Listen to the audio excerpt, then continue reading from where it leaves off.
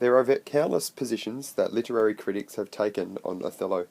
This video will give you an idea of how various arguments can be made about Othello, and therefore about many characters that we encounter in literature. It will also guide you through some useful textual references from Act 5 particularly.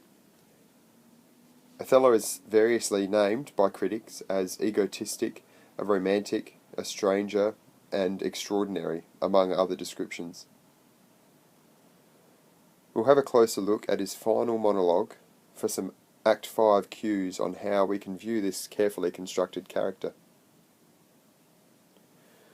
Two ways we can view this final speech is as selfish and self-serving, or as humble and self-sacrificing, like a final confession. It is interesting that this monologue is often referred to as Othello's eulogy. It is also interesting that Othello delivers his own eulogy. Given that he is an outsider to Venetian society through the whole play, it is appropriate and fitting that he is left to deliver this word or two on his own.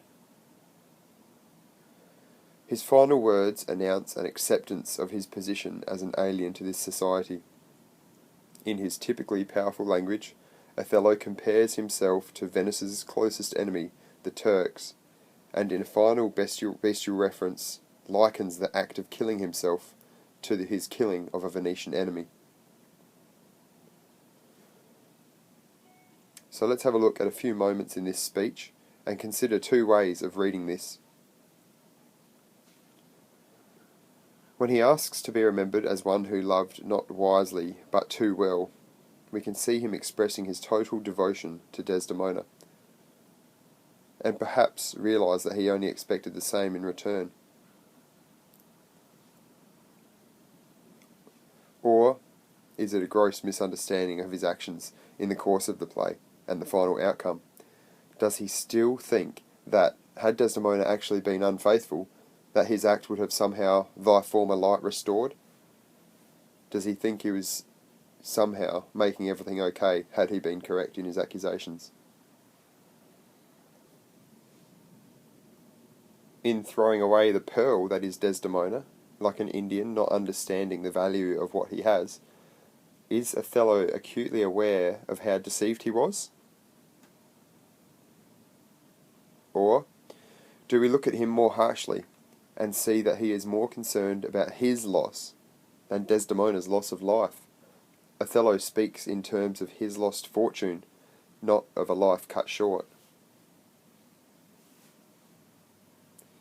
Othello's "Speak of me as I am" shows a man who doesn't want any special treatment.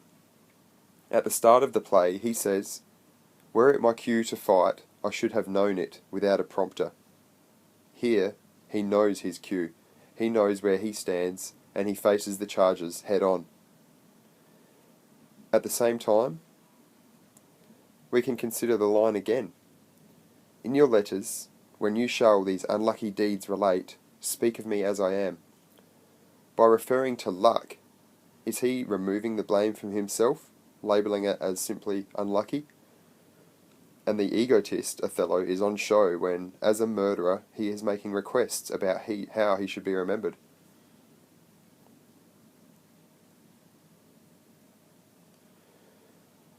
Moving on to some literary techniques. Through this short speech, Othello makes 4 references to either foreigners or foreign places. It reinforces the notion of Othello as the stranger, the outsider, the alien. It's also not hard to be utterly persuaded to empathise with Othello. His language has returned to what is often called the music of Othello. His language is just so darn good to read and to hear. Of one that loved not wisely but too well. Of one whose hand, like the base Indian, threw a pearl away, richer than all his tribe. It does sound better when he says it, I'm sure. And that emotive, cutting final line, "I took by the throat the circumcised dog, and smote him thus." If we step back to Act 4 for a moment, where Othello is at the peak of his unbookish jealousy, as Iago calls it, we can see the contrast between the beautiful flowing language of Acts 1 and 5 and this truncated, desperate language of Act 4. Lastly, this speech is built on repetition, or particularly anaphora, which allows Othello to build and build our sympathy for him. This video has given you two ways of viewing Othello. Do you see him as an unfortunate victim, the noble, loving and fiercely loyal man restricted by his nature as an outsider?